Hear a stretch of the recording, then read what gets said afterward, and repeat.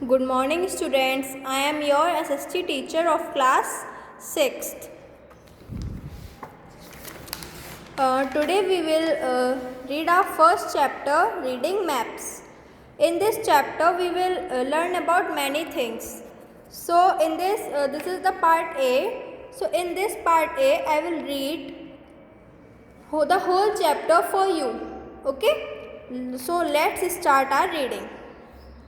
We have already studied in the previous chapter that a globe is a reduced model of the Earth. The grid of latitudes and longitudes make it easy to locate places on the surface of the Earth. Map represents the Earth's surface or a part of it. On a flat surface, according to a scale, it is very essential tool for understanding and mastering geography. The map is a drawing of locations drawn on a sheet of paper. Like maps, there are a few more aids which help us in locating or understanding the features of the Earth's surface.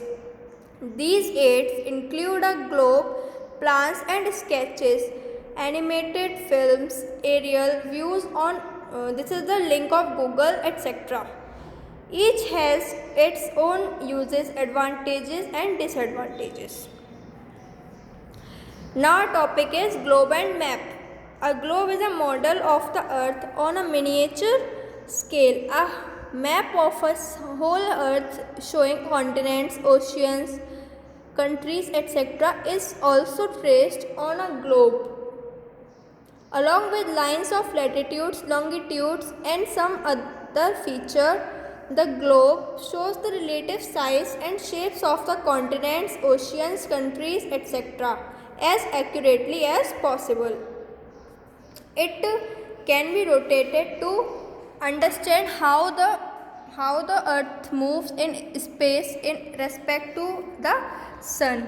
A globe has some drawbacks. Globes are usually small and can be used only to present basic information about sizable portions of the earth's surface. They cannot be used to convey detailed information such as about local roads, towns and villages, etc. It is so because a globe is spherical in shape and a small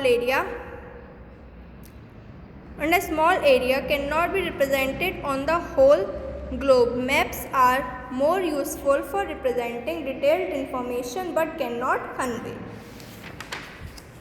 convey information of a three-dimensional or spatial nature. Visual appreciation of dimensions can also be hampered by distortions inherent in the map making process. The essential features of a map.